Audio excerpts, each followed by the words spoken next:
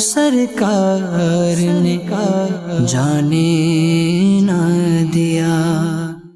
الحمدللہ رب العالمین والصلاة والسلام علی سید المرسلین، اما بعد فاعوذ باللہ من الشیطان الرجیم، بسم اللہ الرحمن الرحیم۔ الصلاة والسلام علیک یا رسول اللہ وعلی آلک واصحابک یا حبیب اللہ۔ الصلاة والسلام علیک یا نبی اللہ وعلی آلک واصحابک یا نور اللہ۔ میٹھے میٹھے اسلامی بھائیوں اور مدنی چینل کے ناظرین، بخاری شریف کی حدیث ہے، حضرت جابر رضی اللہ تعالیٰ عنہ نے فرمایا کہ حضور اکرم صلی اللہ تعالیٰ علیہ وسلم منبر پر جلوہ افروز ہوئے۔ پہلی سیڑھی پر جب میرے آقا علیہ الصلوۃ والسلام نے قدم رنجا فرمایا تو کہا آمین۔ دوسری سیڑھی پر میرے آقا نے جب پیر رکھا فرمایا آمین۔ جب تیسری سیڑھی پر نبی پاک علیہ الصلوۃ والسلام نے پیر رکھا، مبارک قدم رکھا، فرمایا آمین۔ صحابہ کرام علیہم رضوان نے عرض کی یا رسول اللہ صلی اللہ تعالیٰ علیہ وسلم 3 بار آپ نے آمین ارشاد فرمایا، اس کا کیا ریزن ہے، اس کا کیا سبب ہے؟ میرے آقا علیہ الصلوۃ والسلام نے فرمایا کہ جب میں پہلی سیڑھی پر چڑھا، غور سے سنیے گا، جبریل امین حاضر ہوئے اور عرض کی کیا بدبخت ہوا وہ شخص جس نے رمضان المبارک کو پایا پھر رمضان المبارک نکل گیا اور وہ بخشا نہ گیا۔ آقا نے فرمایا اس پر میں نے کہا آمین۔ یعنی رمضان آ گیا ہے نا، بڑی برکت ہے، بڑی رحمت ہے، مگر ہم نے ایٹ اینی کاسٹ اس مہینے میں اللہ کو راضی کرنا ہے کہ اگر اس مہینے میں کوئی رب کو راضی نہ کر سکا، مغفرت نہ پا سکا تو وہ برباد ہو جانا ہے۔ پیارے آقا نے فرمایا جب میں نے دوسری سیڑھی پر قدم رکھا تو جبریل امین نے کہا کہ دوسرا بدبخت وہ شخص ہے جس نے اپنی زندگی میں اپنے والدین کو پایا یا ایک کو پایا اور انہوں نے خدمت کے سبب اسے جنت میں نہ پہنچایا، یعنی اس نے اتنی خدمت نہ کی کہ جنت میں پہنچ جائے، وہ برباد ہوا۔ میرے آقا نے فرمایا میں نے اس دعا پر کہا آمین۔ دوسری اہم بات پتہ چلی کہ ماں باپ ہیں یہی ہماری جنت ہیں، ان کی خدمت کر کے اگر جس شخص نے ماں باپ کو زندگی میں پایا اور بخشا نہ گیا نا، ان کی خدمت کر کے وہ بھی برباد ہو جانا ہے۔ اب تیسری بار تو میرے آقا نے آمین کہا، اس کا ریزن بتایا کہ فرمایا میرے آقا علیہ الصلوۃ والسلام سے جبریل امین نے کیا کہا کہ جس کے پاس آپ کا ذکر ہوا اور اس نے آپ پر درود پاک نہ پڑھا وہ بدبخت ہو، برباد ہو جائے۔ میں حدیث کا خلاصہ بیان کر رہا ہوں۔ میرے آقا نے فرمایا آمین۔ اب ذرا غور کیجئے، یہ تینوں دعائیں ذرا مائنڈ میں رکھیے گا۔ دعا کرنے والا کون؟ جبریل امین، the leader of angels، فرشتوں کا سردار، اور دعا پر آمین کہنے والے کون ہیں؟ نبیوں کے آقا، فرشتوں کے بھی آقا، رحمت للعالمین صلی اللہ تعالی علیہ وسلم۔ اب کوئی شک باقی رہتا ہے، کوئی ڈاؤٹ کہ یہ دعا قبول نہیں ہوگی؟ جبریل دعا کریں اور نبی پاک آمین کہیں تو اب اٹ مینز یہ تینوں باتیں مجھے اور آپ کو ہر وقت مد نظر رکھنی ہے۔ رمضان پایا تو اب بخشش کروانی ہے، اس میں اللہ کو راضی کرنے والے کام کرنے ہی کرنے ہیں، اس کو سستی میں نہیں گزارنا۔ نمبر 2، میرے آقا علیہ الصلوۃ والسلام نے فرمایا کہ ماں باپ کو پایا تو اب مغفرت کو پانا ہی پانا ہے، ماں باپ کو راضی کر کے اللہ کو راضی کرنا ہے۔ اور نمبر 3، پیارے آقا علیہ الصلوۃ والسلام کا جب بھی نام نامی ہمارے سامنے آئے ہمیں درود پاک جو ہے وہ کثرت کے ساتھ پیارے آقا کا ذکر سنتے ہی درود پڑھنا ہے، اس کو اپنی ہیبٹ بنانا ہے۔ تو اپنی عادت بنائیں۔ آئیے مل کر محبت کے ساتھ درود پاک پڑھ لیں۔ صلو علی الحبیب صلی اللہ تعالی علی محمد صلی اللہ علیہ وسلم۔ جو آج ٹاپک میں چوز کر کے لایا ہوں کہ جس موضوع پر ہم نے آج کچھ سیکھنا ہے، آج کچھ سمجھنا ہے، پہلے ایک بڑا ہی عجیب و غریب واقعہ آپ کو سناتا ہوں۔ آج بھی یہاں پر دسترخوان لگے گا، آج بھی یہاں پر ہمارے لیے کھانے کا اہتمام ہے، ہم روزانہ ہی دسترخوان پر بیٹھتے ہیں، مگر میں آج آپ کو ایک بڑے انوکھے دسترخوان کا واقعہ سنانا چاہتا ہوں۔ حضرت سیدنا شیخ ابو الحسن انطاکی رحمت اللہ تعالی علیہ کے پاس ایک بار بہت سے مہمان آ گئے۔ اچھا، اب جب مہمان آ گئے تو کھانے میں کچھ روٹیاں کم تھیں۔ یہاں ایک بات اور بھی عرض کرتا چلوں کہ کسی کے یہاں مہمان بنے تو ضرور بنے، لیکن جس نے بلایا ہو، مہمان کو دعوت دی ہو، اسی کو جانا چاہیے. بعض اوقات ایک کے ساتھ بہت سارے لوگ چلے جاتے ہیں اور اس سے میزبان کو ڈیفیکلٹی ہوتی ہے. اچھا اب لوگ زیادہ پہنچ گئے، کھانا کم تھا، تو حضرت شیخ ابو الحسن انطاکی رحمۃ اللہ تعالیٰ نے کیا کیا، دسترخوان لگایا اور اس دسترخوان پر روٹیوں کے ٹکڑے کر کر سجا دیے، رکھ دیے. اس زمانے میں تو لائٹ نہیں ہوتی تھی، چراغ ہوتے تھے. آپ نے وہ چراغ اٹھا کر گل کر دیا، اندھیرا کر دیا. آپ کا جو ذہن میں یہ تھا کہ کھانا تھوڑا ہے تو میں ویسے ہی ہاتھ چلاتا رہوں گا، منہ چلاتا رہوں گا، مہمان کھا لیں گے، کسی کو پتہ نہیں چلے گا کہ میں نے کھانا نہیں کھایا. یہ جذبہ تھا ان کا. اچھا کمال یہ ہوا کہ جب تھوڑی دیر کے بعد ریئلائز ہوا کہ اب کھانا کھا چکے ہوں گے سارے مہمان، چراغ لایا گیا تو جتنا روٹیوں کے ٹکڑے دسترخوان پر رکھے گئے تھے وہ سارے ویسے کے ویسے ہی موجود تھے. یعنی ایچ اینڈ ایوری بڈی، جتنے لوگ تھے سب نے یہ ذہن بنایا کہ کھانا تھوڑا ہے، بندے زیادہ ہیں، میں رک جاتا ہوں میرا بھائی کھا لے، میں ہاتھ روک لیتا ہوں کسی اور کا پیٹ بھر جائے. تو دسترخوان پر ساری کی ساری روٹی کی ٹکڑیاں ویسے ہی پڑی رہیں اور دسترخوان ویسے ہی رہا. اے میرے پیچھے اسلامی بھائیوں، یہ مائنڈ سیٹ تھا ہمارے بزرگوں کا کہ میں پیچھے رہ جاؤں، بھائی آگے بڑھ جائے، مجھے نہ ملے میرے بھائی کو مل جائے. پیچھے پیچھے اسلامی بھائیوں، اسی کو ایثار کہتے ہیں، یاد رکھیے گا، سیکریفائس. ایثار ہم باتیں تو بہت کرتے ہیں لیکن ایثار ہے کیا؟ حدیث پاک سن لیجئے، نبی پاک علیہ الصلوۃ والسلام کا فرمان ہے، جو شخص کسی چیز کی خواہش رکھتا ہو پھر اس خواہش کو روک کر اپنے اوپر کسی دوسرے کو ترجیح دے تو اللہ عز و جل اسے بخش دیتا ہے. لک ایٹ دا ریوارڈ، انعام کتنا بڑا ہے. آپ کو بھی چاہیے، آپ کے بھائی کو بھی چاہیے، کوئی ایسی چیز ہے. اب آپ اپنی خواہش کو روک لیں، دوسرے کو ترجیح دے دیں کہ اس کو مل جائے، اس کا ثواب اللہ کیا دیتا ہے، اسی بخشش فرما دیتا ہے. اچھا ایک یہ مائنڈ سیٹ ہے. اور آج کل کا مائنڈ سیٹ کیا ہے، حالانکہ یہ پرانی بات ہے کہ ایک زمانے میں ایک شہر کے اندر دودھ کی قلت ہو گئی. اناؤنس کیا گیا کہ ایک بڑا سا کنواں ہے، سارے شہر کے لوگ آئیں اور ایک ایک پیالہ دودھ کا اس میں ڈال دیں تو یہ کنواں دودھ سے بھر جائے گا، تو جو شہر میں کمی ہے وہ پوری ہو جائے گی. ایک شخص گیا کنویں کے پاس، آرڈر تھا بادشاہ کا، سب نے جانا ہے، تو وہ بھی پہنچ گیا. سوچنے لگا یار سارے شہر نے دودھ ڈالا ہے، اگر میں ایک گلاس پانی ڈال دوں گا تو اس سے کیا فرق پڑے گا. تو اس نے کیا کیا، اس کنویں میں پانی ڈال دیا. نیت میں فطور تھا، اس نے پانی ڈال دیا. صبح ہوئی، جب اس پردہ ہٹایا گیا اس کنویں کے اوپر سے تو وہ پورا کا پورا کنواں جو تھا وہ پانی سے بھرا ہوا تھا. یعنی ہر شہر کے بندے نے یہی سوچا کہ میرے ایک گلاس پانی سے کیا ہوگا، کسی نے دودھ نہیں ڈالا. ایک یہ مائنڈ سیٹ ہے کہ میں غلط کر رہا ہوں، ایک سے کیا ہو جائے گا. اور ایک وہ مائنڈ سیٹ تھا کہ میں بھوکا رہ گیا تو کیا حرج ہے میرے بھائی کا پیٹ بھر جائے. ایچ اینڈ ایوری بڈی وہاں بھوکا رہا اور یہاں پورے شہر نے پانی کا گلاس ڈال دیا. میں کس طرف کی سوچ رکھتا ہوں کہ میرا بھلا ہو جائے، سامنے والے کا بیڑا غرق ہو جائے، یہ میرا ذہن ہے. یہ میرا ذہن یہ ہے کہ سب کا بھلا، سب کی خیر، سب کے بھلے میں اپنی خیر. دوسروں کا جو اچھا سوچتا ہے نا اس کا ہمیشہ اچھا ہوتا ہے، کبھی کسی کو تکلیف نہیں دینی ہے. آج جو میرا بیسک ٹاپک ہے میٹھے اسلامی بھائیوں وہ یہ ہے کہ ہماری ذات سے کسی کو تکلیف نہ پہنچے. دیکھیں حقوق اللہ کی بہت بات ہم کرتے ہیں، بہت اچھی بات ہے، بالکل ٹھیک ہے، نماز پڑھنا ہے، روزہ رکھنا ہے، تلاوت کرنا ہے، عبادت کرنا ہے، زکوٰۃ دینا ہے، حج کرنا ہے، بریلینٹ، بہت اچھی بات ہے. لیکن حقوق اللہ کے ساتھ ساتھ ایک بہت بڑا چیپٹر ہماری لائف میں حقوق العباد کا بھی ہے، اور یہ موسٹ امپورٹنٹ چیپٹر ہے. کیونکہ روایتوں میں آتا ہے، علماء فرماتے ہیں جب کوئی اللہ کے حقوق پامال کرتا ہے نا، نماز نہیں پڑھتا، روزے نہیں رکھتا، گناہ کرتا ہے، اگر مرنے سے پہلے وہ سچی توبہ کر لے، اللہ کی رحمت سے امید ہے اللہ اپنے سارے حق اسے معاف فرما دے گا. لیکن اگر کسی نے کسی مسلمان کا دل دکھایا ہے، کسی کے ساتھ دھوکہ کیا ہے، کسی سے مال دبا لیا ہے، کسی پر ظلم کیا ہے، حقوق العباد اس نے ڈسٹرب کیے ہیں لوگوں کے، جب تک بندہ معاف نہیں کرے گا جب تک اللہ بھی معاف نہیں فرماتا. تو ذرا غور کیجئے کہ اس پر کتنی توجہ دینے کی ضرورت ہے. ایک بار نبی پاک علیہ الصلوۃ والسلام نے بڑی خوبصورت حدیث پاک، آج ہم کہتے ہیں نا یار بڑا اچھا آدمی ہے، یہ بہت سارو ماڑو ہے.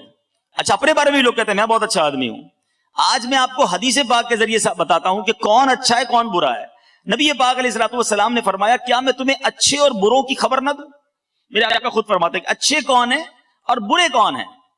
صحابہ کرام خاموش رہے. میرے آقا نے 3 بار سوال کیا. ایک شخص نے عرض کی یا رسول اللہ صلی اللہ علیہ وسلم، جی ہاں ہمیں اچھوں بھلوں اور بروں کی خبر عطا فرما دیجئے. اب غور سے سنیے گا. اب آپ خود چیک کر لیں, جتنے یہاں بیٹھے ہیں, جتنے بعد میں چینل پر دیکھیں گے, خود غور کر لیں کہ میں اچھا ہوں یا برا ہوں. نبی پاک فرماتے ہیں تمہارا بھلا وہ شخص ہے جس سے خیر کی امید کی جائے اور اس کے شر سے امن ہو. یعنی اس سے آپ کو جب کسی شخص سے شر کا خوف نہ ہونا, خیر ہی کی امید ہو, یار اس سے ہمیشہ اچھا ہی ہونا ہے, خیر ہی ملنی ہے, نہ لڑائی کرتا ہے, نہ گالیاں دیتا ہے, نہ جناب غصہ آئے گا. ہم کہتے ہیں بندہ بڑا اچھا ہے مگر غصہ مت دلانا ورنہ یہ اچھا نہیں رہے گا. پھر تو یہ اچھا نہیں ہے نا, جس سے خیر ہی کی امید ہو اور اس کے شر سے امن ہو. نبی پاک فرماتے ہیں, اور فرمایا تمہارا برا وہ ہے جس سے خیر کی امید نہ کی جائے اور اس کے شر سے امن نہ ہو. اب غور کریں کہ مجھ سے لوگ ڈرتے ہیں, مجھ سے لوگ تکلیف میں ہیں. دیکھیں ہم کبھی کبھی کہتے ہیں یار میری بڑی عزت کرتے ہیں لوگ. ایک عزت ہوتی ہے خوف سے, عزت نہیں کریں گے تو پھر اور ذلیل کر دے گا. نوکر جو ہمارے ہوتے ہیں, امپلائیز ہوتے ہیں, وہ کیوں عزت کرتے ہیں؟ بھائی نوکری کر رہے ہیں, ہمیں زیادہ عزت نہیں کریں گے تو سیلری نہیں ملے گی, بونس نہیں ملے گا. لیکن ہمارے جانے کے بعد کیا وہ ہماری عزت پیچھے سے کر رہے ہوتے ہیں؟ عزت وہ ہے جو آپ کے پیچھے بھی کی جائے. آپ کے سامنے اگر کوئی عزت کر رہا ہے تو ہو سکتا ہے وہ خوف سے کر رہا ہو.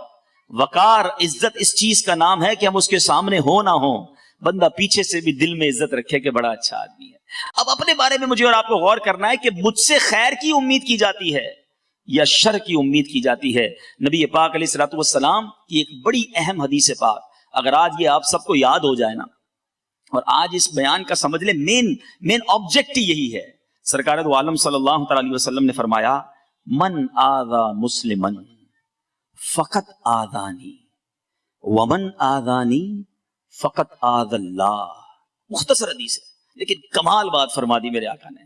فرمایا جس نے کسی مسلمان کو تکلیف دی اس نے مجھے تکلیف دی, اور جس نے مجھے تکلیف دی اس نے اللہ کو تکلیف دی.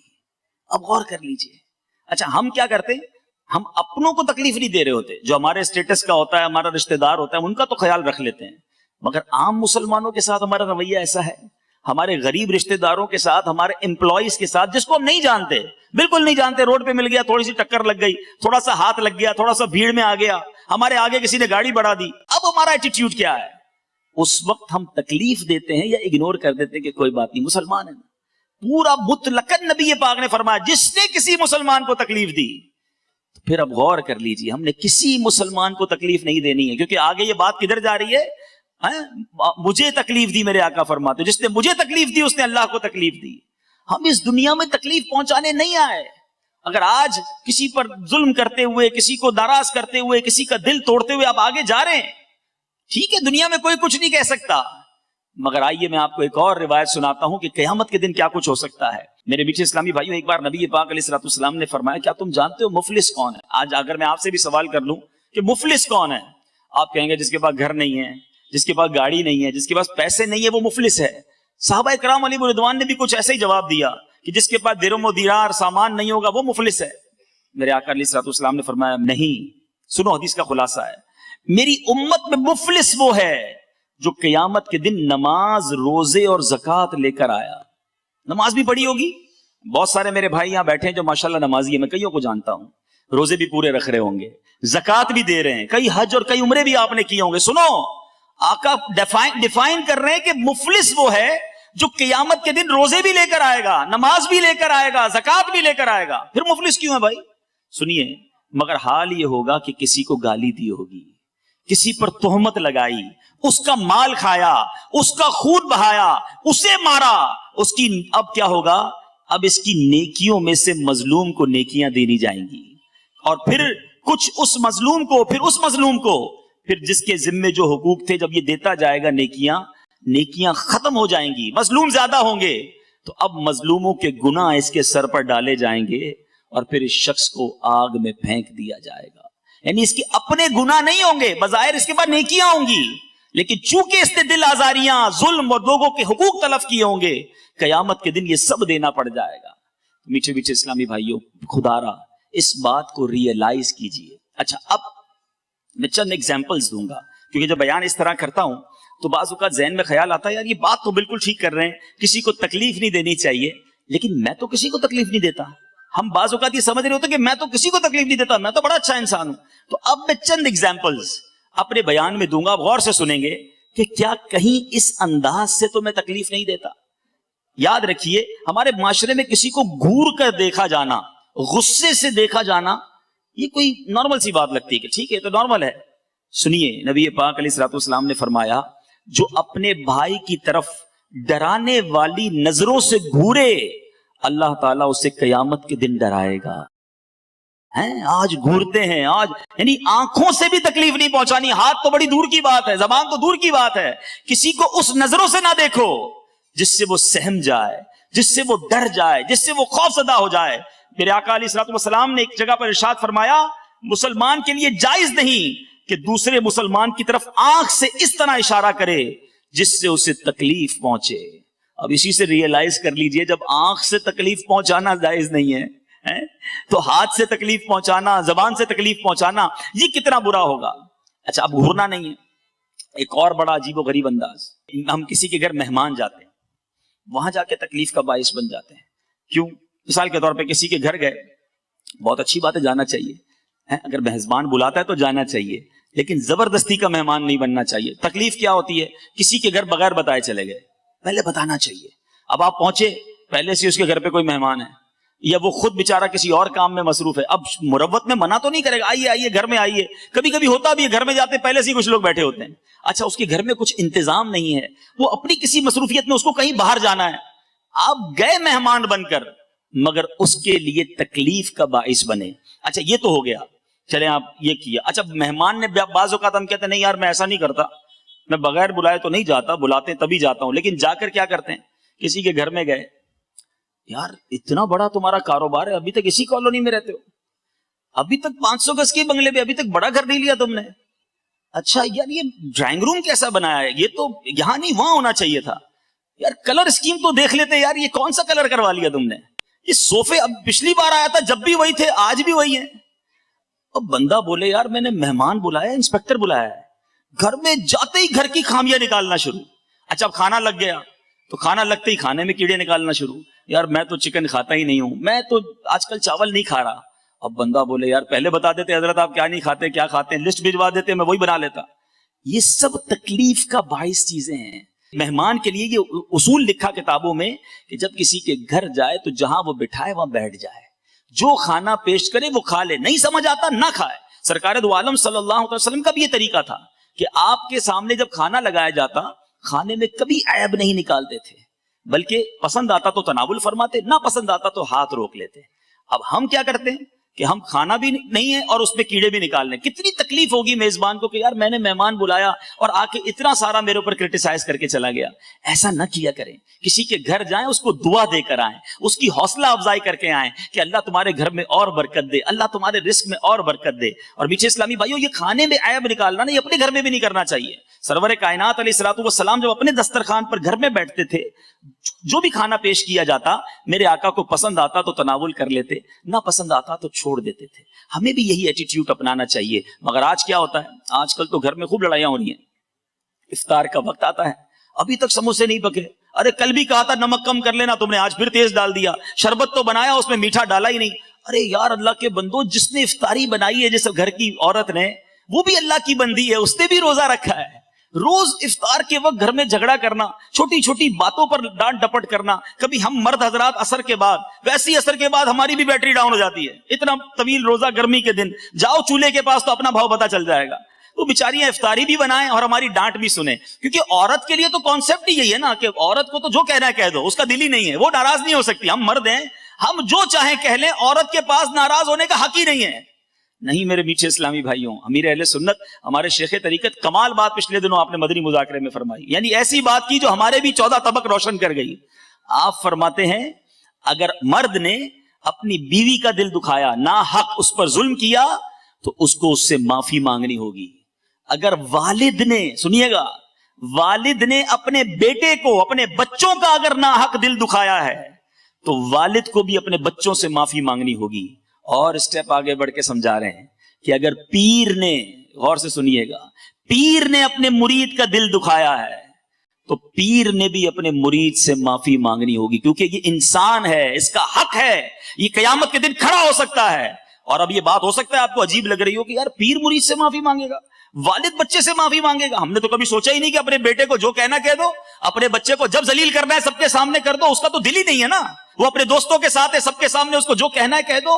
اللہ کی بارگاہ میں وہ کھڑا ہو سکتا ہے اور ہم سے حساب لے سکتا ہے. اب اس بات کو آپ غور کر رہے ہوں گے کہ یہ کیسے پاسبل ہے کہ میں اپنی بیوی سے معافی مانگوں، اپنے بچوں سے معافی مانگوں. سنیے میٹھے اسلامی بھائیوں، میری اور آپ کی کیا حیثیت ہے. کونین کے والی صلی اللہ تعالی علیہ وسلم ایک بار نہیں، آپ کی سیرت اٹھا کر دیکھو، کئی بار اعلان فرمایا اگر کسی کا مجھ پر کوئی حق آتا ہے تو مجھ سے لے دو.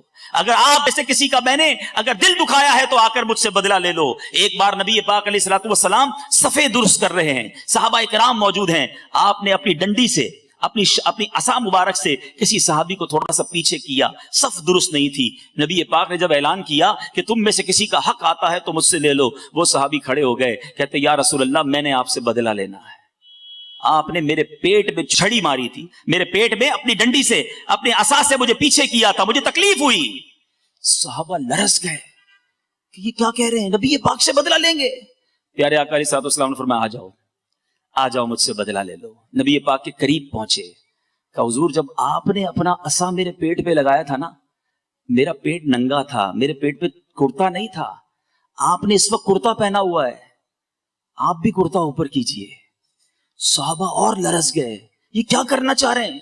نبی پاک نے اپنا کرتا بھی اوپر کر دیا. تاریخ نے ایسا منظر دیکھا ہوگا کہ آقا اپنے غلاموں کو کہہ رہا ہے کہ جس کو مجھ سے بدلہ لینا ہے لے لو، اور اپنا کرتا اوپر کر دیا. مگر دیکھو اس صحابی کا کمال، دوڑتے ہوئے گئے اور نبی پاک کے جسم سے لپٹ گئے، میرے آقا کے جسم کو چومنے لگے اور کہنے لگے آقا بدلہ نہیں لینا تھا، میری تمنا تھی کہ ایک بار مرنے سے پہلے میرا جسم آپ کے جسم سے ٹچ ہو جائے. مجھے پتا ہے کہ میرے جسم نے اگر آپ کے جسم کو چھو لیا تو پھر سے جہنم کی آگ نہیں جلائے گی. یہ ہے میرے آقا کی تعلیمات. معافی مانگتے تھے یار، میرے آقا اپنے غلاموں سے کہتے تھے مجھ سے بدلہ لے لو. اور میں ہوں کہ آج جس کا جو چاہے بیڑا غرق کر دوں. میرا ملازم ہے نا، کیا کر سکے گا. میرا ذرا سی غلطی کی منہ سے گالیاں نکلتی ہیں، ذرا سی غلطی کی اس کو کہتا ہے جا نوکری سے تو فارغ ہے. ارے ٹھیک ہے آج آپ کا کوئی نہیں بگاڑ سکتا، مگر میرے آقا کا یہ فرمان یاد رکھنا، من آذا مسلمن فقط آذانی ومن آذانی فقط آذ اللہ، کہ جس نے کسی مسلمان کو تکلیف دی اس نے مجھے تکلیف دی، اور جس نے مجھے تکلیف دی اس نے اللہ کو تکلیف تھی. تو اے میرے میٹھے اسلامی بھائیوں، بات چلی ہے کھانے پر عیب نکالنے کی. نہ نکالا کرو عیب، نہ لڑا کرو اپنے گھر والوں سے، صبر کر لیا کرو. ایک بہت گناہگار شخص تھا، اس کا انتقال ہو گیا. انتقال کے بعد اس کے دوستوں نے اسے خواب میں دیکھا اور کہا کہ تمہارے ساتھ کیا معاملہ ہوا. کہنے لگا اللہ تعالیٰ نے میری مغفرت فرما دی. لوگ بڑے حیران ہوئے، تو بڑا گناہگار، تیری مغفرت کیسے ہو گئی. کہتا ہے گناہگار تو تھا. ایک بار میری زوجہ نے کھانا بنایا اور کھانے میں نمک بہت زیادہ ڈال دیا. بڑا غصہ آیا کہ ابھی سزا دوں. ہو سکتا ہے یہاں بھی ایسے کوئی شیر ببر بیٹھے ہوں گے کہ جیسے ہی کھانے میں کوئی گڑبڑ ہوتی ہوگی تو ہاتھ بھی اٹھا دیتے ہوں گے، پلیٹ بھی پھینک دیتے ہوں گے. کہتے ہیں میرا بھی بڑا غصہ ہے کہ بدلہ لے لوں، مگر دل ہی دل میں سوچا کہ آج میری بیوی نے ایک غلطی کی ہے، میں چلا بدلہ لینے. میں صبح سے شام اپنے رب کی بارگاہ میں کتنی کوتاہیاں کرتا ہوں، کتنی غلطیاں کرتا ہوں، وہ تو مجھ سے کوئی سزا نہیں دیتا، وہ تو مجھے چلا ہی جا رہا ہے، نبھائی جا رہا ہے. کہتا کچھ نہیں کہا، سنیے گا زبان سے کچھ نہیں کہا، بس میں نے صبر کر لیا اور کھانا کھا لیا، اگنور کر دیا. That's it. اللہ دلوں کے حال جانتا. اس نے زبان سے کچھ نہیں کہا کہ میں نے تجھے معاف کیا، چل آج غلطی کی آئندہ مت کرنا، آئندہ کرو گی تو پھر سزا دوں گا. نہیں، کوئی اترایا نہیں، کوئی جتلایا نہیں، کچھ بھی نہیں، دل ہی دل میں معاف کر دیا. مرنے کے بعد اسے بتایا گیا کہ اس روز تم نے اپنی بیوی کو، میری بندی کو کھانے میں غلطی کرنے پہ جو معاف کیا تھا، تو نے بندہ ہو کر میری بندی کو معاف کر دیا. میں تو سب سے بڑا معاف کرنے والا ہوں، جا میں نے تیرے سارے گناہ معاف کر دیے. یہ ہے معافی کی فضیلت، یہ ہے صبر اور یہ ہے نرمی. ہم تکلیف دینے نہیں آئے دنیا میں. خدا را یہ بہت تھوڑی سی لائف ہے، سمجھو میری بات کو. تھوڑے دنوں میں ہم سب نے دنیا سے چلے جانا ہے. جتنا جینا ہے نا خوشیاں بکھیر کے جیے، پیس اور لو اور محبت دے کر جیو. کیوں تکلیفیں دیتے ہیں؟ کچھ لوگ ہوتے ہیں، آپ کو بھی پتا ہے، آپ بھی جانتے ہیں، میں بھی جانتا ہوں، کہ جن سے ملنے کو جی نہیں چاہتا ہے. بندہ کہ یار ملیں گے نا تو کوئی تنزی کرنا ہے انہوں نے، کانٹے لگے ہوتے ہیں, ایسا لگا کچھ شخصیات میں کانٹے لگے, ہاتھ ملاؤ تو کانٹا چبو دیتے ہیں. بندہ بولے نہ ہی ملتا تو اچھا تھا یار. اور ایسے لوگوں کا بندہ فون بھی نہیں اٹھاتا. جب فون اٹھاؤں گا تو جناب کم از کم آدھا گھنٹہ انہوں نے بات کرنی ہے اور دنیا بھر کی پنچات کرنی ہے. ایسے نہ بنو, لوگوں کے لیے کمفرٹ زون رکھیں. آپ ایسے بن جائیں کہ لوگ آپ سے بات کرنے میں خوش ہوں, آپ کے قریب آنے میں ان کو مزہ آئے. اچھا, بہت سارے انداز ہیں, چونکہ وقت تھوڑا ہے, ورنہ بہت ساری ایسی مثالیں ہیں کہ ہم کہاں کہاں لوگوں کو تکلیف دیتے ہیں. پڑوسی, ہم سمجھتے پڑوسی ہے تو ٹھیک ہے, وہ اپنے گھر میں رہتا ہے, میں اپنے گھر میں رہتا ہوں, لیکن پڑوسی کے حقوق کتنے. سرکار دو عالم صلی اللہ تعالی علیہ وسلم نے فرمایا اللہ کی قسم وہ ایمان والا نہیں, اللہ کی قسم وہ مومن نہیں ہو سکتا. سنیے گا, صحابہ نے عرض کی رسول اللہ صلی اللہ علیہ وسلم وہ کون ہے؟ آپ فرمانے اللہ کی قسم وہ مومن نہیں ہو سکتا. میرے آقا علیہ الصلوۃ والسلام نے فرمایا جس کی برائیوں سے اس کا پڑوسی محفوظ نہ رہے وہ مومن ہی نہیں ہو سکتا. ہم کہتے ہیں بھائی میرا گھر ہے, اس کا گھر ہے. بچہ ان کا غلطی کر جائے ہم نے آستین چڑھا کے لڑائی کرنی شروع کر دینی ہے. اچھا, پڑوسیوں کو تکلیف کیسے دیتے ہیں؟ اپنا گھر دھویا, اب اس کے گھر کے آگے پانی پڑا ہوا ہے, اپنے گھر کا کچرا ادھر جا کے رکھ دیا, رات دیر سے, اب یہ بلڈنگوں میں جو رہتے ہیں بالخصوص, اب اوپر والا جناب رات کو ہی کاریگری کر رہا ہے, اپنے سارے فرنیچر کو رات کو ہی سیٹ کرنا ہے, نیچے والوں کی نیند برباد ہوتی ہے تو ہو جائے, ڈرل مشین سے سوراخ کر رہے ہوتے ہیں. تو خدا را سوچئے کہ آپ جاگ رہے ہیں, ساری بلڈنگ نہیں جاگ رہی ہے. اب آپ اپنے جو بنگلوں میں رہتے ہیں وہ اپنے پڑوسیوں کے بارے میں سوچ لیں کہ میں کہاں کسی کے لیے تکلیف کا باعث تو نہیں بنتا. اچھا, آپ کو کوئی تکلیف دے رہا ہے تو آپ نے کیا کرنا ہے؟ آپ نے صبر کرنا ہے. مجھے ایک بڑا پیارا واقعہ یاد آ گیا. ہمارے اسلاف کیسے تھے. سیدنا مالک بن دینار رضی اللہ تعالیٰ عنہ, آپ کا ایک پڑوسی یہودی تھا, آپ اللہ کے بڑے نیک بندے تھے, اس کو بڑی آپ سے جو ہے نا کس کو جیلسی تھی کہ یار یہ مسلمان اتنا بڑا عالم دین میرے برابر میں رہتا ہے. وہ ڈیلیبریٹلی جان بوجھ کر اپنے گھر کی گندگی پرنالے کے ذریعے روزانہ آپ کے گھر میں پھینکتا. گندگی پرنالا سمجھ گئے نا آپ, جو بارش کے لیے ہوتا ہے, تو روز گندگی پھینکتا. سیدنا مالک بن دینار روز اسے پانی ڈال کے صاف کر لیتے. ایک دن, 2 دن, 4 دن, اس نے کبھی تو لڑائی کریں گے, کبھی تو جھگڑا ہوگا, کئی دن گزر گئے. اس نے آ کے دروازہ کھٹکھٹایا, کہا میں روز گندگی بھیجتا ہوں, آپ کو تکلیف نہیں ہوتی؟ کہتے ہیں تکلیف تو بڑی ہوتی ہے. آپ کو غصہ نہیں آتا؟ کہ میں نے نبی پاک علیہ الصلوۃ والسلام کا فرمان سنا ہے کہ غصہ پینے والے اللہ کو محبوب ہیں, میرے اللہ کو معاف کرنے والے پسند ہیں, میں پانی ڈال کے دھو دیتا ہوں اور صبر کر لیتا ہوں. وہ کہتا ہے حضرت اب بعد میں گھر کی گندگی صاف کیجئے گا, میرے دل کی گندگی کو صاف کیجئے, کلمہ پڑھ کر مسلمان ہو گیا. ہمارے اسلاف وہ تھے جن کے پڑوسی غیر مسلم ہوتے تو اچھے اخلاق کی وجہ سے مسلمان ہو جاتے. ہمارا اخلاق یہ ہے کہ ہمارے مسلمان پڑوسی ہماری وجہ سے پریشان ہیں. آپ خود بتاؤ, میرا اور آپ کا کوئی غیر مسلم پڑوسی ہو, کیا ہمارے ایٹیٹیوڈ کو دیکھ کر وہ مسلمان ہوگا کہ یار اتنے اچھے ہوتے مسلمان؟ وہ تو شاید یہ کہے گا یار مسلمان ایسے ہوتے, اسلام ایسا مذہب ہے. خود سوچئے. یہ میں آپ کو وہ تمام چیزوں کو شارٹلی ہائی لائٹ کرتا جا رہا ہوں کہ ہم کدھر غلطیاں کر جاتے ہیں. اچھا, ایک اور بڑا برا انداز, یہ دوست نوجوان بیٹھے ہیں, مذاق کرنا. دیکھیے مذاق ایک شریعت کی باؤنڈری ہے. پہلے ایک طریقہ سن لیجئے, بڑی خوبصورت بات ہے. مفتی احمد یار خان نعیمی لکھتے ہیں ایسی بات جس سے اپنا اور سننے والے کا دل خوش ہو جائے مزاح ہے, اور جس سے دوسرے کو تکلیف پہنچے, جیسے لوگ مذاق اڑاتے ہیں, یہ سخریہ ہے. مزاح اچھی چیز ہے اور سخریہ بری بات ہے. مزاح ٹھیک ہے کہ سب خوش ہو جائیں, میں بھی خوش ہو جاؤں, آپ بھی خوش ہو جائیں, کوئی مسکرانے والی بات کر لی, یہ ٹھیک ہے. لیکن مذاق میں کسی کا دل دکھا دینا, بڑے عجیب طریقے ہیں. کسی کا موبائل چھپا لیں گے, کسی کی گاڑی کی چابی چھپا لیں گے, وہ بیچارہ پریشان ہو رہا ہے. کسی کو جناب اپریل فول جو آج کل چلا ہے, کئی لوگوں کے ایکسیڈنٹ ہو گئے, یار تمہارا بیٹا ہاسپٹل میں جلدی پہنچو, جلدی گاڑی چلا کے وہ پہنچا, بیٹا تو ہاسپٹل میں نہیں تھا, باپ ہاسپٹل میں پہنچ گیا. ان کے مذاق کے چکر میں فون میں رات کو اٹھا دینا, کسی کو رات کو ڈرا دینا. نہیں میرے میٹھے اسلامی بھائیو, یہ مذاق بھی کسی کو تکلیف نہیں پہنچا سکتے. اتنی دل خراش جس کو کہیں, اتنی ڈرانے والی روایت ہے. میرے آقا علیہ الصلوۃ والسلام نے فرمایا, شعب الایمان کی حدیث ہے, بلا شبہ لوگوں کا مذاق اڑانے والے کے لیے جنت کا دروازہ کھولا جائے گا. وہ تمام میرے نوجوان جو آج کہتے ہیں یار آج بڑی تفریح ہوئی, فلاں کو بڑا تنگ کیا, وہ تو رونے لگ گیا, آخر میں معافی مانگ کر گیا. سنو, تکلیف والا مذاق آپ نہیں کر سکتے. قیامت کے دن مذاق اڑانے والوں کے لیے جنت کا دروازہ کھولا جائے گا, اسے بلایا جائے گا, آؤ قریب آؤ. جب وہ آئے گا تو دروازہ بند کر دیا جائے گا. اسی طرح کئی بار اس کو بلایا جائے گا کہ آؤ جنت میں, وہ جنت کے قریب آئے گا, دروازہ بند کر دیا جائے گا. پھر دروازہ کھول کر بلایا جائے گا آؤ آؤ قریب آؤ، مگر وہ اتنا مایوس ہو گیا ہوگا کہ لگتا ہے پھر جاؤں گا تو دروازہ بند ہو جائے گا، اس لیے وہ جنت میں ہی نہیں جائے گا۔ گویا جو دنیا میں لوگوں کو ستائے گا، قیامت کے دن اس کو اس طرح بتایا جائے گا کہ تم لوگوں کے ساتھ جو مذاق کرتے تھے آج جنت کی طرف بلا کر دروازہ بند کر دیا جائے گا۔ یہ انداز نہ رکھیں، تکلیف ہوتی ہے۔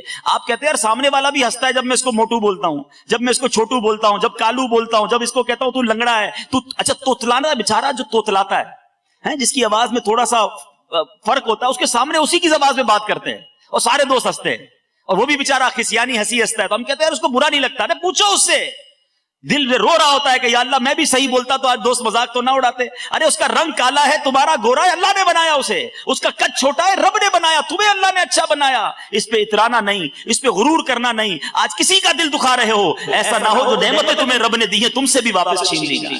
تو کبھی بھی اس طرح کسی کا مذاق نہیں اڑانا چاہیے۔ یہ بھی ایک انداز ہے لوگوں کا دل دکھانے کا اور تکلیف پہنچانے کا۔ میٹھے میٹھے اسلامی بھائیوں، اب آخر میں صدقہ و خیرات میں بھی کیا تکلیف پہنچاتے ہیں، کتنی عجیب بات۔ اصل میں دیکھیے شیطان جو ہے نا وہ اتنا ملعون ہے، ہمیں نیکی نہیں کرنے دیتا، اور نیکی کر لے تو چاہتا ہے یار اس کی نیکی ڈیمیج ہو جائے کسی طرح، یہ نیکی تو کر گیا اس کا نقصان ہو جائے۔ اب کیا کرواتا ہے، احسان جتواتا ہے۔ کسی غریب کی شادی کروا دی ہم نے، کسی کو علاج کروا دیا، کسی کی ماں بیمار تھی تو اس کو علاج کرا دیا، کسی کا قرضہ تھا قرضہ اتار دیا۔ اب کیا کرتے ہیں لوگ، ہاں بھائی یاد ہے نا تیرا علاج میں نے کرایا تھا، وہ دن یاد ہے تیری بہن کی شادی کروائی تھی، نوکری نہیں تھی تیرے پاس، نوکری میں نے دلائی تھی، بھول تو نہیں گیا نا، آج ماشاءاللہ اتنا بڑا کاروباری ہو گیا، پہلا قرضہ مجھے سے لینے آیا تھا۔ اب وہ بندہ شرم سے پانی پانی ہو جائے کہ یار کاش اس سے نہ ہی لیتا تو اچھا تھا، یہ جب دیکھو ملتا ہے مجھے ذلیل کرتا ہے۔ میٹھے اسلامی بھائیو، قرآن کہتا ہے، میں نہیں کہہ رہا، قرآن پاک میں اللہ تبارک و تعالیٰ نے کیا خوبصورت ہماری تربیت فرمائی۔ قرآن کہتا ہے اپنے صدقے باطل نہ کر دو، احسان رکھ کر اور ایذا دے کر۔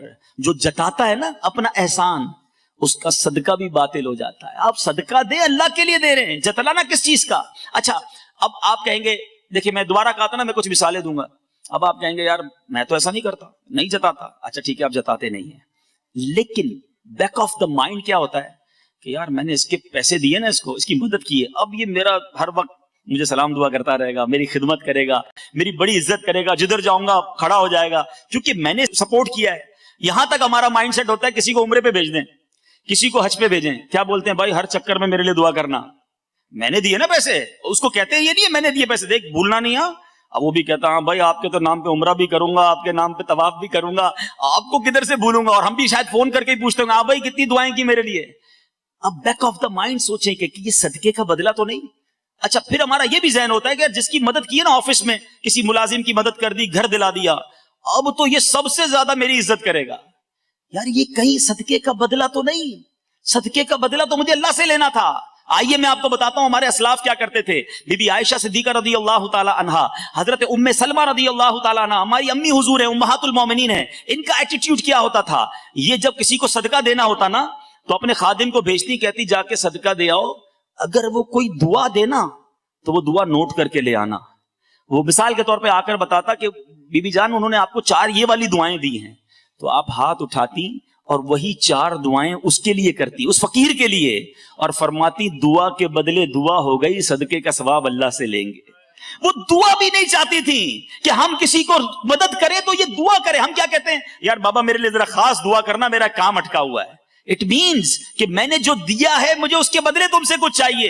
ایک تو احسان جتانا وہ تو بہت ہی برا، وہ تو باطل کر دیتا ہے، مگر پیوریفیکیشن یہ ہے، صدقے کا کمال یہ ہے کہ آپ کسی کو صدقہ دیں، کسی کی مدد کریں، اس کے بعد یہ امید نہ رکھیں کہ اس سے مجھے کچھ ملے گا، ارے میں نے دیا رب کے لیے ہے، میں رب سے اس کا انعام چاہتا ہوں۔ میٹھے اسلامی بھائیو، اس کا اصل کانسیپٹ پتہ ہے کیا، غلطی کیوں کر جاتے ہیں ہم؟ اصل میں ہم یہ سمجھتے ہیں کہ میں نے زکوٰۃ دی ہے، میں نے صدقہ دیا ہے تو یہ میرا احسان ہے، جبھی تو آپ اس سے کچھ بیک چاہتے ہیں نا، اس کا کچھ بدلہ چاہتے ہیں۔ یہ غلطی ہے۔ علماء کہتے ہیں، امام غزالی کمال بات لکھتے ہیں، احیاء العلوم میں آپ لکھتے ہیں، صدقہ دینے والے کا احسان نہیں ہے، یہ صدقہ لینے والے کا، زکوٰۃ لینے والے کا تم پر احسان ہے کہ تمہارا میل لے گیا، तुम्हारा बर्डन दूर कर गया, तुम्हें एक फरीजे की अदायगी में उसने मदद की है। होना तो ये चाहिए कि मैं सदका दूं, खैरात दूं और उसका शुक्रिया भी अदा करूं कि बड़ी मेहरबानी आप मुझसे मेरा फरीजा आपने अदा कर दिया। आज बंदा मस्जिद को, मदरसे को, अगर किसी मजहबी शख्सियत को चंदे देता भी है तो उसको धक्के खिलाता है, आज नहीं आना परसों आना, परसों नहीं आना 4 दिन बाद आना। ओ बेचारा वो गरीब आदमी धक्के खा रहा है। अरे उस पर तुम्हारा एहसान नहीं है, आप पर उसका एहसान है कि वो आकर आपका मैल लेके जा रहा है और आपका एक फर्ज अदा करने में आपका सपोर्टर बन रहा है। तो बहरहाल मीठे इस्लामी भाइयों, बहुत सारे तरीके हैं। एक और तरीका बता दूं आखिरी में कि अब एक और गलती क्या करते हैं, किसी का खत पढ़ना। मेरे आका अलैहिस्सलाम ने फरमाया, हदीस का खुलासा है, जिसने किसी का खत बिला इजाजत पढ़ा उसने जहन्नम में देखा, आग में देखा। अच्छा, खतों का तो जमाना नहीं है, मगर मोबाइल फोन तो है ना आजकल। किसी का फोन उठाया, मैसेज पढ़ने शुरू कर दिए, किसी का फोन। अच्छा, अब क्या होता है, किसी के बराबर पे बैठ के बंदा कोई मैसेज बनाए तो वो झुक झुक के देख रहा होता है। अरे अल्लाह के बंदे, आपका काम ही नहीं है कि आप किसी की प्राइवेसी में दखल करें। ये भी तकलीफ है मुसलमानों को, और ये आग में देखना फरमाया नबी पाक ने। हम कहते नहीं मेरा दोस्त है यार, मैं उसका मोबाइल यूज कर सकता हूं। नहीं, कोई नहीं चाहेगा कि आप उसकी गैलरी में जाकर उसकी पिक्चर्स देखें। हो सकता है उसकी फैमिली की पिक्चर्स हो, उसकी कोई प्राइवेट बात हो। तो ये सब चीजें तकलीफ का बाइस हैं। मैंने आपको फिर दोबारा वो हदीस सुना रहा हूं कि बहुत सारे तरीके हैं जिससे हम तकलीफ पहुंचाते हैं। जरूरी नहीं आप गालियां देने वाले हो, जरूरी नहीं आप लड़ाई झगड़े करने वाले हो, लेकिन ये वो मिसबिहेव हैं जिसके जरिए आप किसी को तकलीफ पहुंचाकर मुसलमान को नाराज कर सकते हैं। सामने वाला कहता नहीं, इसका मतलब ये नहीं कि वो नाराज नहीं है, दिल से वो खुश नहीं होता। तो बहरहाल इस अल्लाह करे कि आज के इस बयान, मुख्तसर से बयान में मैं और आप ये रियलाइज करने में कामयाब हो जाए और सीख कर जाए हर स्टेप पर। अगर हो गई है ना गलती, कोई बात नहीं, इंसान है, हम इंसान है ना, गलती हो सकती है। मैं किसी का दिल दुखा दिया, फिर दोबारा उसे फोन करें, भारी पड़ेगा। हाँ, ये नफ्स को है बड़ा भारी। और खास तौर पे अगर कोई आपसे मातहत है, आपका बेटा है मिसाल के तौर पे, अल्हम्दुलिल्लाह मैं आपको तहदीद से नेमत के लिए बता रहा हूं, अमीर अहले सुन्नत से सीखा कि अपने बच्चों से भी माफी मांगी है, कोई बात नहीं। और बच्चों के दिलों में इज्जत कम नहीं होगी, और बढ़ जाएगी कि यार वालिद होकर बच्चों से माफी मांग रहा है, मांगे। उनकी तरबियत होगी कि वो भी आगे माफी मांगना सीखेंगे किसी से। आप अपने किसी एम्प्लॉय को बुला लें कि यार मुझे लगता है मैंने आपकी, या बल्कि क्या ही नहीं, हो सकता है मैंने कई बार आपका दिल दिखाया हो, अल्लाह की रिजा के लिए मुझे माफ कर देना। तो वो थोड़ी आपकी सीट पे आके बैठ जाएगा, चलो सेठ साहब माफ नहीं करूंगा, मेरे को सीट दे दो। वो भी खुशी खुशी से माफ कर लेगा, आपकी इज्जत ही बढ़ेगी। लेकिन क्या पता मैंने, और अपनी बीवी से माफी मांग ले, अपने माँ बाप से तो हर वक्त माफी मांगनी चाहिए। ये सब वो चीजें हैं जो इस्लाम मुझे और आपको सिखाता है। और फैमिली है ना, याद रखें, हमारा एटीट्यूड बड़ा अच्छा है, मगर किसके साथ अच्छा है? हमारे कस्टमर्स के साथ। हमारी दुकान पे कोई ग्राहक आ जाए, अरे माशाल्लाह, आइए आइए हाजी साहब, कैसे हैं, तबीयत ठीक है, आए बैठे बैठे, चाय पियेंगे? अच्छा ठंडा मंगाता हूँ, चाय नहीं पीनी तो। अच्छा खाना खाया कि नहीं, खाना मंगवाऊं आपके लिए, बड़े दिनों बाद आए, तबीयत कैसी है, और घर में सब ठीक है। इतनी मुस्कुराहटें, इतनी खिदमतें। सच बताओ, ये एटीट्यूड कभी हमारा हमारे वालिद के साथ रहा? हमने अपनी माँ के साथ कभी इस अंदाज में बात की कि माँ आपकी तबीयत कैसी, कुछ खाना पेश करूं?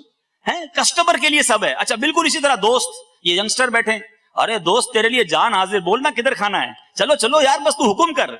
सारी जो मोहब्बतें, जो प्यार हमारे फ्रेंड्स के लिए, हमारी फैमिली के लिए है, हमारे कस्टमर्स के लिए है, क्या हमारे घर वालों के लिए है? मैं आपको हदीस पाक सुनाता हूं। मेरे आका अलैहिस्सलाम फरमाते हैं, तुम में से बेहतरीन वो है जो अपने घर वालों के साथ बेहतरीन है। और फरमाया, सुन लो, मैं तुम सबसे ज्यादा अपने घर वालों के साथ अच्छा हूं। मेरे आका फरमा रहे हैं। अच्छा हम क्या कहते हैं यार, घर वालों को टाइम कहां से दें, इतनी जिम्मेदारियां हैं, इतनी सारा बिजनेस, तो इतना सारा फैक्ट्री, तो घर जाके भी बंदा अफसर बना हुआ होता है, पता नहीं है इतना काम करता हूं, घर के काम भी करूंगा, दे दिया ना ड्राइवर, और क्या करना है, कर लो कर अपने घर के काम। मेरे आका के ऊपर कौनैन का बार था। आला हजरत लिखते हैं ना, जिनको बारे दो आलम की परवाह नहीं, ऐसे बाजू की कुव्वत पे लाखों सलाम। इतना बर्डन होते हुए भी मेरे आका अपनी अजवाज के साथ खाना पकाने में हाथ बटाते थे। मेरे आका अपने काम अपने हाथों से फरमाते और बच्चों को कांधों पे सवारी कराते। हसनैन करीमैन को आपने देखा ही ना, सुना आपने, किताबों में पढ़ा आपने। तो अब जब ये सब कुछ है, मगर मैं और आप घर वालों के साथ कैसे हैं? खुदारा चेक कीजिए, जो मोहब्बतें बाहर वालों को देते हो ना, उससे ज्यादा हक घर वालों का है। घर वालों को तकलीफ देकर आप समझ रहे हो नहीं सारी दुनिया राजी, घर वाले परेशान, ऐसा नहीं होना चाहिए। ठीक है। अच्छा एक बार प्यारे आका अलैहिस्सलाम से एक सहाबी ने पूछा, आका मेरे सबसे ज्यादा हुस्न सुलूक का हकदार कौन है? सबसे ज्यादा मुझे प्यार किसको देना चाहिए, केयर किसकी करनी चाहिए, हुस्न सुलूक किसके साथ करना चाहिए? सुन लीजिए अब गौर से। नबी पाक अलैहिस्सलाम ने फरमाया, तेरी माँ। का आका फिर फरमाया, तेरी माँ। کہ یا رسول اللہ صلی اللہ علیہ وسلم پھر تھرڈ؟ فرمایا تیری ماں. آقا پھر؟ فرمایا تیرا والد. پھر قریبی رشتہ دار. یہ کیٹیگری ہے. اچھا اس میں بھی علماء نے کمال تطبیق بیان کی, کمال کیٹیگرائز کیا کہ ماں کا 3 بار فرمایا, والد کا 1 بار فرمایا. اب کوئی یہ نہ کہے کہ ابو اب میں نے آپ کی آج بات نہیں ماننی, میں سن کے آیا ہوں 3 بار ماں کے بارے میں فرمایا, ساری محبتیں ماں کے لیے. ماں کا ضرور پیار ہے. علماء نے کمال کیا, فرماتے 3 بار ماں کا, میرے آقا کا ہر لفظ حکمت بھرا ہے. 3 بار ماں کے بارے میں کیوں فرمایا؟ کہ ماں نے 3 ہماری خدمتیں کی ہیں. پیٹ میں پالا, پیدائش کی تکلیف برداشت کی, اور ہماری پرورش کی. والد نے صرف ہماری پرورش کی ہے. ٹھیک ہے, تو فرمایا 3 بار جو ماں کا فرمایا نا, تو خدمت ٹھیک ہے ماں کی زیادہ کرے, اور ادب والد کا زیادہ کرے. اور اس کی بھی وجہ بیان کی کہ والد کا ادب اس لیے زیادہ ہے کہ وہ تمہاری ماں کا بھی شوہر ہے, تمہاری ماں کا بھی آقا ہے, اس لیے ادب میں والد کا خیال زیادہ رکھو, خدمت ماں کی زیادہ کرنی ہے. تو بہرحال سمجھانا یہ مقصود ہے کہ فیملی کے ساتھ ہم کیسے ہیں. ابھی ہم سارے گھر جائیں گے, ایک ٹیسٹ چھوٹا سا, پہلے بھی میں نے اس طرح کے بیانات میں عرض کیا ہے کہ گھر جائیں تو گھر جا کر ایک ٹیسٹ کیجئے گا کہ جب میں گھر میں داخل ہوتا ہوں تو گھر والوں کی خوشی میں, ریلیکسیشن میں, کمفرٹ میں اضافہ ہوتا ہے. جب میرے گھر میں جاتے ہی ٹینشن ہو جاتی ہے, ہر بندہ ٹینشن میں آ جاتا ہے, جلدی کرو جلدی کھانا لگاؤ ورنہ خیر نہیں, ارے کپڑے استری کیے نہیں کیے ورنہ تو گئے. اچھا بچے بھی کہتے جلدی سو جاؤ ابو آ گئے ہیں. وہ ابو ہے یا انسپیکٹر ہے کہ گھر والے ساری ٹینشن میں آ گئے؟ ہونا تو یہ چاہیے تھا کہ ہم گھر میں جاتے تو سب کی مسکراہٹیں بڑھ جاتی ہیں. ماشاء اللہ بچے کہتے ہمارے ابو آ گئے, ماں کہتی میرا بیٹا آ گیا, بہن کہتی میرا بھائی آ گیا, قریب آ کے بیٹھ جاتے, ہمیں دیکھ کے دور ہو جاتے ہیں, دروازے بند ہو جاتے ہیں, سارے روم لاک. ارے گھر میں گیا سناٹا. تو خود سوچے میں کیسا آدمی ہوں. آپ گھر والوں کی راحت کے سامان ہونے چاہیے, تکلیف نہیں دینی مجھے اور آپ کو کسی کو. یہ اگر آج میں اور آپ سیکھ جائیں زندگی شاندار ہو جائے گی. یقین کریں لوگ آپ کے قریب آ کر بیٹھنا شروع ہو جائیں گے. والد کتنا وہ کامیاب ہے جو گھر میں جائے اور بچے کہیں ابو آ گئے اور آ کر بیٹھ جائے. اب والد کے لیے کتنا آسان ہے انہیں ٹیچ کرنا, کتنا آسان ہے انہیں سمجھانا. تو بہرحال مختصر وقت میں نے چند چیدہ باتیں عرض کی ہیں کہ گھر والوں کے ساتھ بھی, باہر والوں کے ساتھ بھی, پڑوسیوں کے ساتھ بھی, ملازمین کے ساتھ بھی, رشتہ داروں کے ساتھ بھی, دوستوں کے ساتھ بھی ہمارا برتاؤ نرم, خوشگوار اور اچھا ہونا چاہیے. کسی کے لیے تکلیف کا ہم باعث نہ بنے. اگر مسلمان آپ سے راضی ہو گئے, دیکھو مرنے کے بعد بھی تو دعا کریں گے نا کہ ایک آدمی تھا بڑا اچھا تھا, ہمارا بڑا خیر خواہ تھا, تو انشاءاللہ آخرت میں بھی بھلا ہو جائے گا. اور ہمارے مرنے کے بعد لوگ ہمارے بارے میں یہ بات کریں کہ جان چھوٹ گئی, بڑا تکلیف دہ آدمی تھا, بڑا ذلیل کرتا تھا, تو اللہ کی بارگاہ میں ہم کیا منہ دکھائیں گے. اللہ تعالیٰ مجھے بھی آپ کو بھی مسلمانوں کے لیے خیر خواہی کا باعث بنائے. اب یہاں چونکہ صدقہ اور خیرات کی بات ہوئی ہے, بالکل دینا چاہیے, دل کھول کر دینا چاہیے. راہ خدا میں صدقے کی تو کیا بات ہے. اللہ اللہ. ایک بار حضرت داؤد علیہ السلام کی صحبت میں ایک نوجوان رہتا تھا. ملک الموت نے حضرت داؤد علیہ السلام کو خبر دی کہ یہ بندہ 3 دن بعد مر جائے گا. داؤد علیہ السلام غمگین ہو گئے. 3 دن ہو گئے تو وہ نوجوان پھر آیا آپ کی خدمت میں, آپ نے اس کو زندہ سلامت دیکھا. کئی دن گزر گئے, وہ بندہ ٹھیک ہی ہوتا تھا. ملک الموت کچھ دنوں بعد آئے تو آپ نے کہا یار آپ نے تو کہا تھا کہ 3 دن بعد اس کا انتقال ہو جائے گا, آپ روح قبض کر لیں گے, تو یہ تو ٹھیک ہے. فرمایا ہوا یہی تھا, 3 دن بعد اس کا ٹائم تھا روح قبض کرنے کا, مگر جس دن اس کی موت ہونی تھی, مجھے روح قبض کرنے پہنچنا تھا, اس سے 1 دن پہلے ایک فقیر جو ہے ایک سائل شخص کے پاس آیا اور اس نے اس کو 20 درہم اللہ کی راہ میں صدقہ دے دیا. اللہ کو یہ صدقہ دینا ایسا پسند آیا اور اس فقیر نے دعا دی کہ اللہ تیری عمر میں برکت دے. اللہ تعالیٰ نے ہر درہم کے بدلے اس کی عمر میں 1 سال کا اضافہ فرما دیا. اب یہ مزید 20 سال زندہ رہے گا.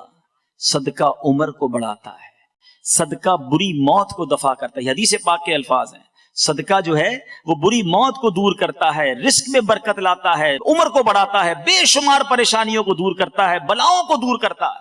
تو آپ سے جتنا ہو سکے دیکھو گن گن کر خرچ نہ کیا کریں. کچھ لوگ کہتے ہیں یار ہم نے زکوٰۃ پوری دے دی, ہم نے تو حساب کمپلیٹ کر دیا. ارے آپ نے کمپلیٹ کر دیا, سامنے اگر اور نیکی کا کام آ گیا کر دو. کیوں؟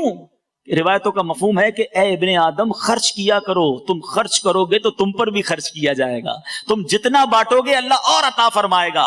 اب دیکھو قرآن پاک میں اللہ تعالیٰ نے صدقہ دینے والوں کو, زکوٰۃ دینے والوں کو کیا پیارے انداز میں سمجھایا. قرآن مجید سورہ بقرہ میں اللہ ارشاد فرماتا ہے من ذا الذی یقرض اللہ قرضا حسنا فَيُضَاعِفَهُ لَهُ أَضْعَافًا كَثِيرًا. ترجمہ کنزُ الایمان ہے کوئی جو اللہ کو قرض حسن دے تو اللہ اس کے لیے بہت گنا بڑھا دے. بڑی عجیب بات ہے. اللہ نے قرض مانگا. میں آپ کو مثال کے طور پہ 25-50 ہزار روپے رکھوا دوں, 4-5 دن بعد کہوں یار ذرا میرے پیسے واپس کرو, تو آپ کا تو کوئی کمال نہیں ہے نا, میں نے دیے تھے اور میں نے لے لیے. ایسا ہی ہے. ہمیں مال کس نے دیا ہے؟ ذرا جواب دیجئے. ہمیں مال کس نے دیا؟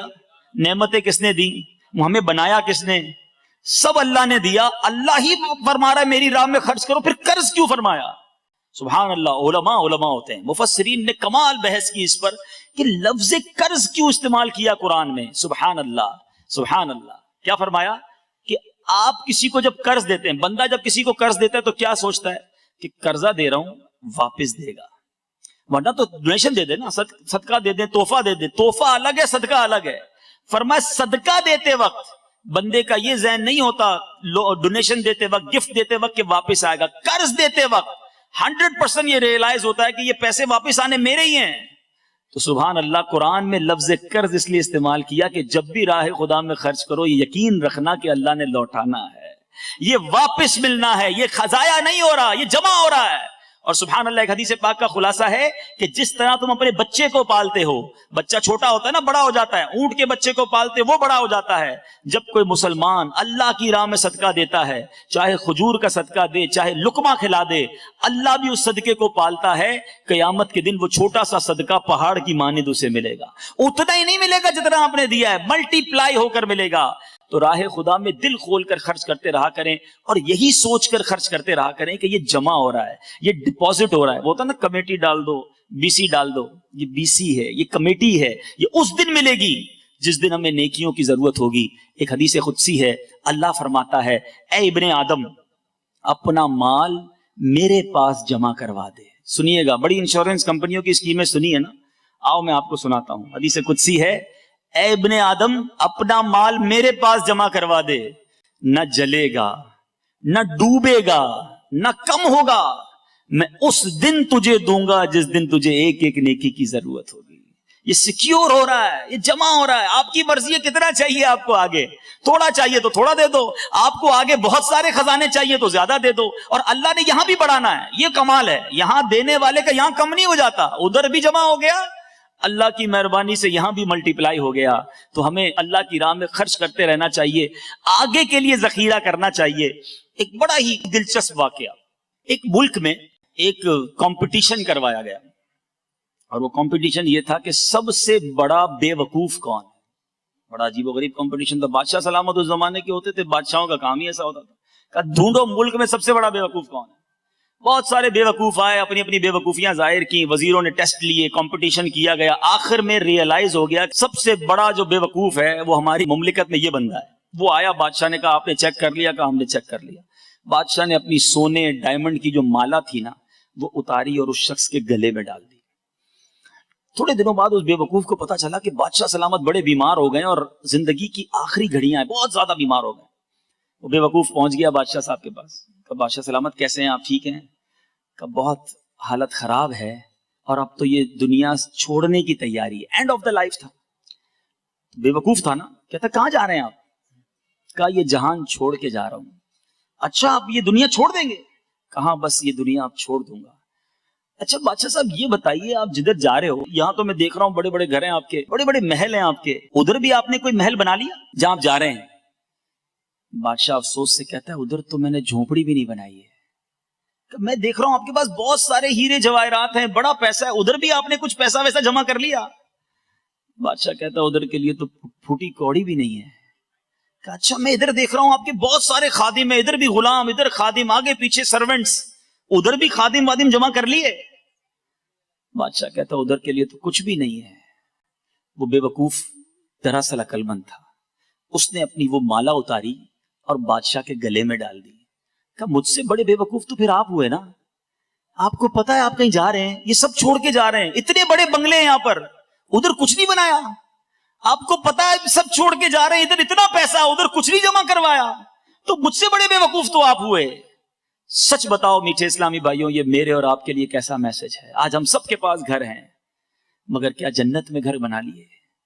آج ہم سب کے بیڈ روم بڑے اچھے ہیں, مگر کتنے ٹائم رہیں گے اس بیڈ روم میں؟ تکیہ اچھا نہیں ہے یار، ذرا آج کل سافٹ والا تکیہ چاہیے، بڑا کمر سیدھی رکھنے والا آج کل گدا آ گیا ہے جو کمر کو بھی سافٹ رکھتا ہے، نیند بھی اچھی آتی ہے، مہنگے گدے ہونے چاہیے، پلان کرتے ہو کتنے سال سو گے اس بستر پر، مگر ایک وقت آئے گا جب قبر میں ڈال دیے جائیں گے، وہ قبر سافٹ ہوگی کہ نہیں؟ وہاں نیند آئے گی کہ نہیں؟ وہاں کہیں کیڑے مکوڑے تو نہیں ہوں گے؟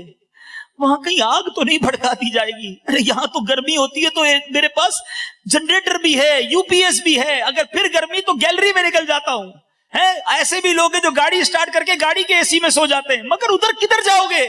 نہ ماں ساتھ ہوگی، نہ باپ ساتھ ہوگا، نہ دوست ہوں گے، ہم 2 گز کی قبر میں اکیلے ہوں گے۔ خدا را ادھر کی تیاری کر لو، اس دنیا میں رہ کر کچھ ایسا کر جاؤ کہ قبر بھی سافٹ ہو۔ خوش نصیبوں کو حدیث کے الفاظ ہیں، مرنے کے بعد یہ مجدہ سنایا جائے گا، نم کا نومت العروس، سو جا کے جیسے دلہن سوتی ہے۔ ہم اللہ کی بارگاہ میں دعا کرتے ہیں، مولا کتابوں میں پڑھا ہے کہ رحمت کا فرشتہ ندا دیتا ہے ان راتوں میں، ہے کوئی مانگنے والا کہ اس کی توبہ قبول کی جائے، ہے کوئی مغفرت کا سوالی کہ اس کی مغفرت کی جائے۔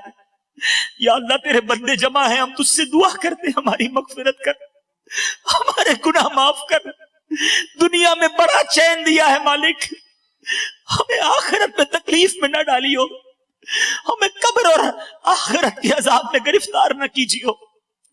آج دنیا میں میرے اور آپ کے پاس موقع ہے، کر لو اپنے رب کو راضی۔ صرف رمضان میں نماز فرض نہیں، آج نیت کریں، جتنے میرے بھائی یہاں موجود ہیں اور اگر میری اسلامی بہنیں بھی مجھے پردے میں سن رہی ہیں، پکی سچی نیت کر لو کہ آج کے بعد ہماری کوئی نماز قضا نہیں ہوگی، ہم نہیں کریں گے رب کو ناراض۔ پھنس جاؤ گے یار، ادھر بڑے بڑے گھر بن گئے، بہت کچھ آ گیا، ادھر پھنس گئے تو کوئی نہیں ہوگا بچانے والا۔ بس نمازوں کی پابندی کریں، حرام روزی سے توبہ کریں، اسلامی بہنیں مجھے سن رہی ہیں تو بے پردگی سے توبہ کریں اور اللہ کی راہ میں خرچ کرتے رہیں۔ اللہ نے دیا ہے نا، یہ مال کا اصل طریقہ ہے کہ زکوٰۃ بھی دے، صدقہ بھی دے، دیتے رہو، انشاءاللہ یہ جمع ہوتا رہے گا اور ہمارے لیے آخرت کا خزانہ ہوگا۔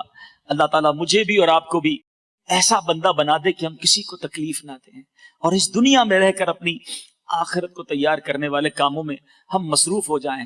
اللہ تعالیٰ مجھے بھی آپ کو بھی جو ہم نے سنا اسے یاد رکھنے، اس پر عمل کرنے اور اسے دوسروں تک پہنچانے کی توفیق عطا فرمائے، آمین بجاہ النبی الامین صلی اللہ تعالی علیہ وسلم۔ میرے اعمال کا بدلہ تو جہنم ہی تھا، میں تو جاتا مجھے سرکار نے جانے نہ دیا۔